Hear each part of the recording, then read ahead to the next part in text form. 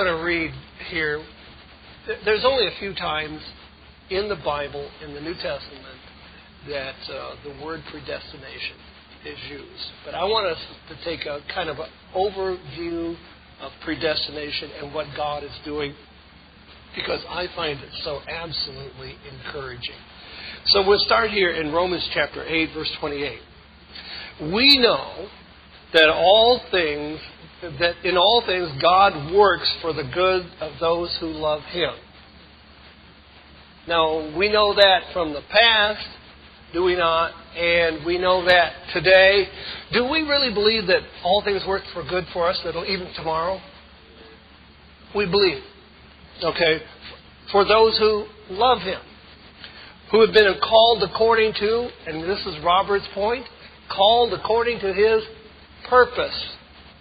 So does God have a purpose for each and every one of us? I believe that God has a purpose for each and every one of us, which makes me treat you differently. It makes me treat my kids differently. I had an awakening the other day because I was doing a little study for marriage and family licensing, and there's a therapeutic intervention which deals with parents and children.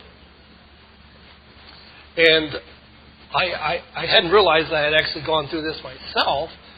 But the intervention is that when parents are mixing the boundaries and they have not willing to treat the child as the child grows older and all of that. But as, say, for example, I have children that are in their 30s, getting up toward 40. They don't want to hear that. Neither do I. But the intervention is to sit down with the parent and the child. Let's say they're 35. And so they just, out of the blue, say, Steve. Call you by your first name. Call you Charles. Or Jeanette. Or Thomas. And it's a shock. Whoa! You've always called me Mom, Dad, or whatever, but now you call me. It's just to recognize that they're an adult. Now, we're all adults. But we weren't always adults. There was a time we had blemishes and we had problems and difficulties, but now we've grown up and become perfect and we're in our own adult. No, we realize that. But did God love us then? Yeah, He did. He loved us back then, but the thing about it, you think, and this, I was telling Karen, we were talking about this last night. I remember this when Karen and I married him. My stepdaughter, Tanya, said to me, Steve, and I was like, whoa! It was rocking my world a little bit, because I'd always been known as Mr. Smith, as a pastor, and my kids always called me Dad. But it was just like out of the blue. And what do I do with this? It took me weeks. Actually, it took me longer than weeks. I'd like to think it took me weeks and all of that. But it took me a while. I mean, she does that all, that's what she calls me now. And I don't have any problem with it. Then I got to thinking, oh yeah, boy, that's really violating all this respect. Isn't it, Jesus?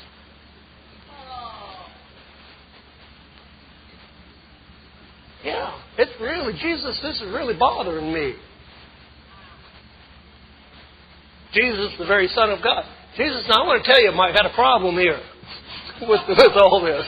If that makes the point. But you see, our elder brother, our God, our Lord, our King of Kings, oh wow, He's incredible. And we know Him as Jesus. And light. So we've been called according to His purpose. For those God foreknew, He also predestined to be conformed to the likeness of the Son. Now it's like God is going to have His way. Have your way with me, Lord. You're the potter. We are to be conformed to the image of His Son, that He might be the firstborn of many brothers. And those He predestined, He also called. And those He called, He also justified. And those He justified, He glorified. Is there anything negative about all of this? But by the way, who is doing all of this? Is it man that does this? It's God who is doing this. It is God who is knowing the future and working in our lives. It is God who is calling. It is God who is justifying. We really cannot justify ourselves. And we can't call ourselves.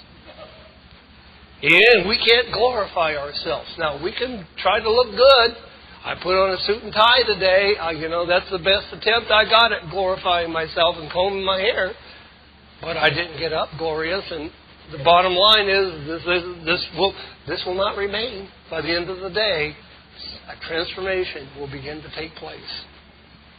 I'll go back to being my old stinker. It says, what then shall we say in response to this? If God is for us, who can be against us? He who did not spare His own Son, but gave Him up for us all. For who gave Him up for us? Y'all. Gave us up for all. How will He not also, along with Him, graciously give all things? Now, I want to spend a moment here to remind us that God gives graciously. We give sometimes, probably more often than not, we give grudgingly. With a few limits. I'll do this if you'll do that. And we've got strings attached to everything. You do this and I'll give you that. And God gives graciously. How does it feel to receive something graciously? You ever felt like you got something from a person or from God that it was really just gracious? It's different.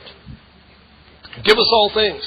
Who will bring any charge against those whom God has... Who will bring any charge against those that God has chosen? Now, when did God do the choosing? And what does God know about the past, present, and the future? It is now, who is it that justifies? It is God who justifies. Who is He that condemns? Jesus Christ, who died, more than that, who was raised to life, is at the right hand of God. And one other thing, it says, and He is interceding for us.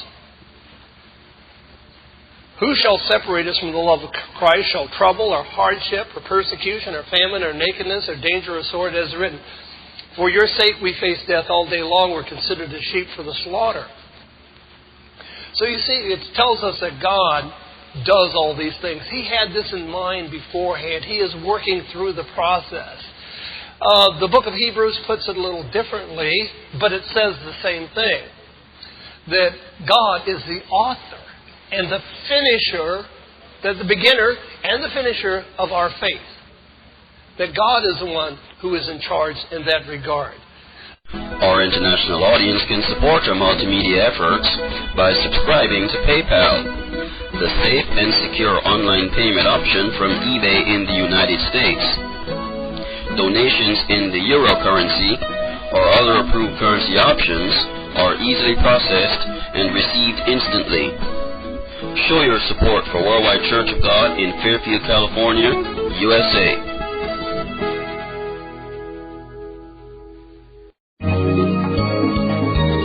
The Worldwide Church of God Fairfield is located in the San Francisco Bay Area, and we welcome all to come and worship with us, to take the Lord's Supper with us, and to fellowship with us every week. Why not take a closer look at what we have to offer? Worship services are held every Saturday at 12 noon at 300 Marigold Drive in Fairfield, California. We'll see you there.